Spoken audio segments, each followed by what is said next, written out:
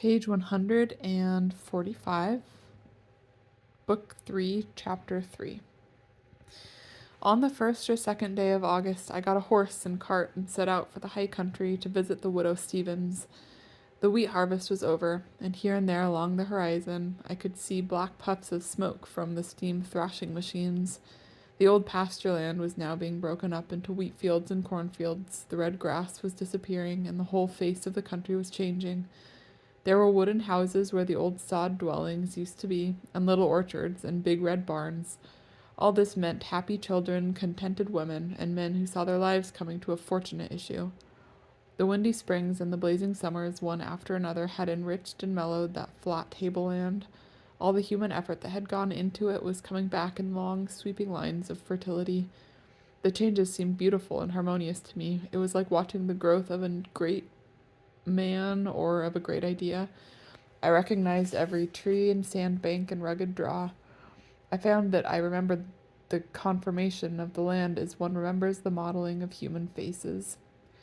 When I drew up to our old windmill, the widow Stevens came out to meet me. She was brown as an Indian woman, tall and very strong. When I was little, her massive head had always seemed to me like a Roman senator's.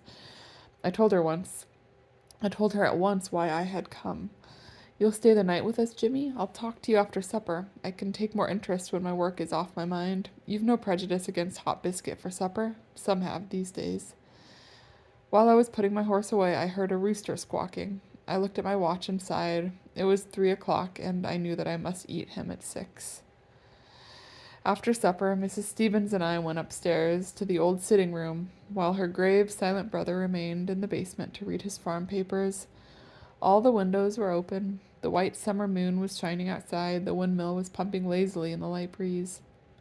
My hostess put the lamp on a stand in the corner and turned it low because of the heat. She sat down in her favorite rocking chair and settled a little stool comfortably under her tired feet. "I'm troubled with calluses, Jim. Getting old," she sighed cheerfully. She crossed her hands in her lap and sat as if she were at a meeting of some kind. "Now, it's about that dear Antonia you want to know? Well, you've come to the right person. I've watched her like she'd been my own daughter. When she came home to do our sewing that summer before she was to be married, she was over here about every day. They've never had a sewing machine at the Shimerdas, and she made all her things here. I taught her hem-stitching, and I helped her to cut and fit. She used to sit there at that machine by the window, peddling the life out of it. She was so strong, and always singing them queer bohemian songs like she was the happiest thing in the world. 'Antonia,' I used to say, 'don't run that machine so fast. You won't hasten the day none that way.' Then she'd laugh and slow down for a little, but she'd soon forget and begin to pedal and sing again. I never saw a girl work harder to go to housekeeping, right and well prepared. Lovely table linen the Harlings had given her, and Lena Lingard had sent her nice things from Lincoln. We hem-stitched all the tablecloths and pillowcases and some of the sheets. Old Mrs. Shimerda knit yards and yards of lace for her underclothes. Tony told me just how she meant to have everything in her house. She'd even bought silver spoons and forks and kept them in her trunk.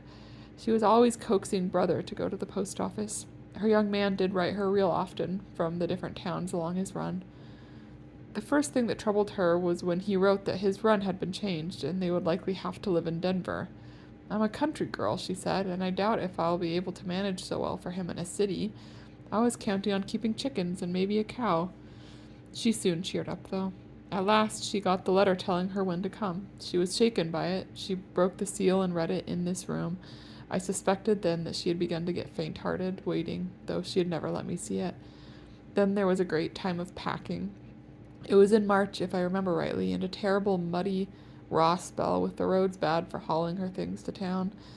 And here, let me say, Ambrose did the right thing. He went to Black Hawk and bought her a set of plated silver in a purple velvet box, good enough for her station.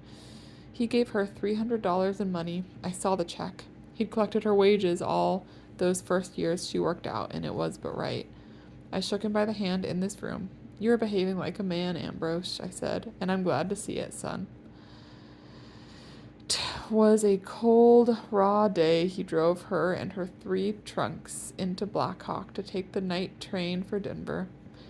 The boxes had been shipped before. He stopped the wagon here, and she ran in to tell me goodbye. She threw her arms around me and kissed me and thanked me for all I'd done for her. She was so happy she was crying and laughing at the same time, and her red cheeks was all wet with rain. You are surely handsome enough for any man, I said, looking her over. She laughed kind of flighty-like and whispered, "Goodbye, dear house," and then ran out to the wagon. I expect she meant that for you and your grandmother as much as for me, so I'm particular to tell you. This house had always been a refuge to her. Well, in a few days we had a letter saying she got to Denver safe and he was there to meet her. They were to be married in a few days. He was trying to get his promotion before he married, she said. I didn't like that, but I said nothing. The next week, Yulka got a postal card saying she was well and happy. After that, we heard nothing. A month went by, and old Mrs. Shimerda began to get fretful. Ambrose was as sulky with me as if I had picked out the man and arranged the match. One night, Brother William came in and said that on his way back from the fields he had passed a livery team from town, driving fast out the west road. There was a trunk on the front seat with the driver and another behind. In the back seat there was a woman all bundled up, but for all her veils he thought it was Antonia Shimerda, or Antonia Donovan, as her name ought now to be. The next morning I got Brother to drive me over. I can walk still, but my feet ain't what they used to be, and I try to save myself. The lines outside the Shimerda's house was full of washing, though it was the middle of the week. As we got nearer, I saw a sight that made my heart sink. All those underclothes we'd put so much work on out there swinging in the wind. Yulka came bringing a dishpan full of wrung clothes, but she darted back into the house like she was loath to see us. When I went in, Antonia was standing over the tubs, just finishing up a big washing. Mrs. Shimerda was going about her work, talking and scolding to herself. She didn't so much as raise her eyes. Tony wiped her hand on her apron and held it out to me, looking at me steady but mournful. When I took her in my arms, she drew away. "Don't, Mrs. Stevens," she says. "You'll make me cry, and I don't want to." I whispered and asked her to come out of doors with me. I knew she couldn't talk free before her mother. She went out with me, bareheaded, and we walked up toward the garden. "I'm not married, Mrs. Stevens," she said to me very quietly and natural-like, "and I ought to be." "Oh, my child," says I, "what's happened to you? Don't be afraid to tell me." She sat down on the draw side out of sight of the house. "He's run away from me," she said. "I don't know if he ever meant to marry me." "You mean he's thrown up his job and quit the country?" says I. "He didn't have any job. He had been fired, blacklisted for knocking down fares. I didn't know. I thought he hadn't been treated right. He was sick when I got there. He'd just come out of the hospital. He lived with me till my money gave out, and afterwards I found he hadn't really been hunting work at all. Then he just didn't come back. One nice fellow at the station told me, when I kept going to look for him, to give it up. He said he was afraid Larry'd gone bad and wouldn't come back any more. I guess he's gone to old Mexico. The conductors get rich down there, collecting half fares off the natives and robbing the company. He was always talking about fellows who had got ahead that way." I asked her, of course, why she didn't insist on a civil marriage at once. That would have given her some hold on him. She leaned her head on her hands, poor child, and said, "I just don't know, Mrs. Stevens. I guess my patience was wore out waiting so long. I thought if he saw how well I could do for him, he'd want to stay with me." Jimmy, I sat right down on that bank beside her and made lament. I cried like a young thing. I couldn't help it. I was just about heartbroke. It was one of them lovely warm May days, and the wind was blowing and the colts jumping around in the pastures, but I felt bowed with despair. My Antonia, that had so much good in her, had come home disgraced. And that Lena Lingard, that was always a bad one, say what you will, had turned out so well and was coming home here every summer in her silks and her satins, and doing so much for her mother. I give credit where credit is due, but you know well enough, Jim Burden, there's a great difference in the principles of those two girls, and here it was the good one that had come to grief. I was poor comfort to her. I marveled at her calm. As we went back to the house, she stopped to feel of her clothes to see if they was dry and well, and seemed to take pride in their whiteness. She said she'd been living in a brick block where she didn't have proper conveniences to wash them. The next time I saw Antonia, she was out in the fields plowing corn. All that spring and summer she did the work of a man on the farm. It seemed to be an understood thing. Ambrose didn't get any other hand to help him. Poor Merrick had got violent and been sent away to an institution a good while back. We never even saw any of Tony's pretty dresses. She didn't take them out of her trunks. She was quiet and steady. Folks respected her industry and tried to treat her as if nothing had happened. They talked, to be sure, but not like they would if she'd put on airs. She was so crushed and quiet that nobody seemed to want to humble her. She never went anywhere. All that summer, she never once came to see me. At first I was hurt, but I got to feel that it was because this house reminded her of too much. I went over there when I could, but the times when she was in from the fields were the times when I was busiest here.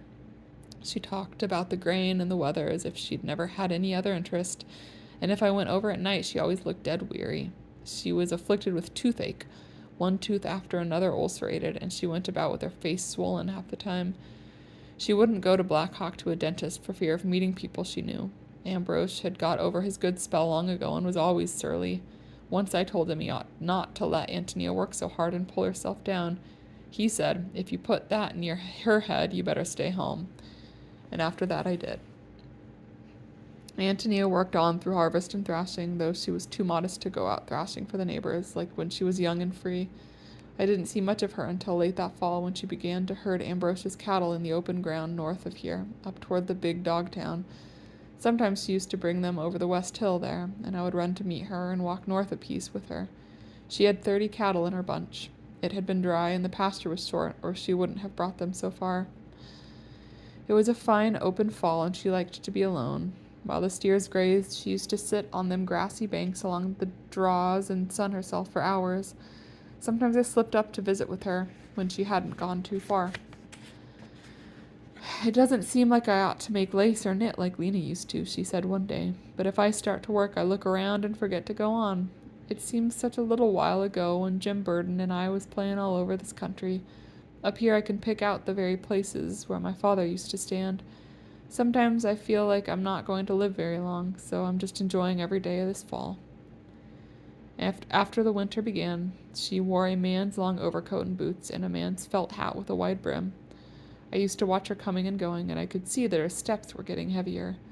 One day, in December, the snow began to fall. Late in the afternoon, I saw Antonia driving her cattle homeward across the hill. The snow was flying around her, and she bent to face it, looking more lonesome-like to me than usual. Dearie me, I says to myself, the girls stayed out too late. It'll be dark before she gets them cattle put into the corral. I seemed to sense she had been feeling too miserable to get up and drive them. That very night it happened. She got her cattle home, turned them into the corral, and went into the house, into her room behind the kitchen, and shut the door. There, without calling to anybody, without a groan, she lay down on the bed and bore her child. I was lifting supper when old Mrs. Shimerda came running down the basement stairs out of breath and screeching, baby come, she says, Ambrose much like devil. Brother William is surely a patient man. He was just ready to sit down to a hot supper after a long day in the fields. Without a word he rose and went quick down to the barn and hooked up his team. He got us over there as quick as was humanly possible. I went right in and began to do for Antonia, but she laid there with her eyes shut and took no account of me. The old woman got a tub full of warm water to wash the baby. I overlooked what she was doing and said aloud, Mrs. Shimerda, don't you put that strong yellow soap near that baby. You'll blister its little skin. I was indignant. Mrs. Stevens, Antonia said from the bed, if you will look in the top tray of my trunk, you'll see some fine soap. That was the first word she spoke. After I had dressed the baby, I took it out to show it to Ambrose. He was muttering behind the stove and wouldn't look at it. You'd better put it out in the rain barrel, he says. Now see here, Ambrose, says I. There's a law in this land. Don't forget that. I stand here a witness that this baby's come into the world sound and strong, and I intend to keep an eye on what befalls it. I pride myself that I cowed him. Well, I expect you're not much interested in babies, but Antonia's got on fine. She loved it from the first as dearly as if she'd had a ring on her finger, and was never ashamed of it. It's a year and 8 months old now, and no baby was ever better cared for.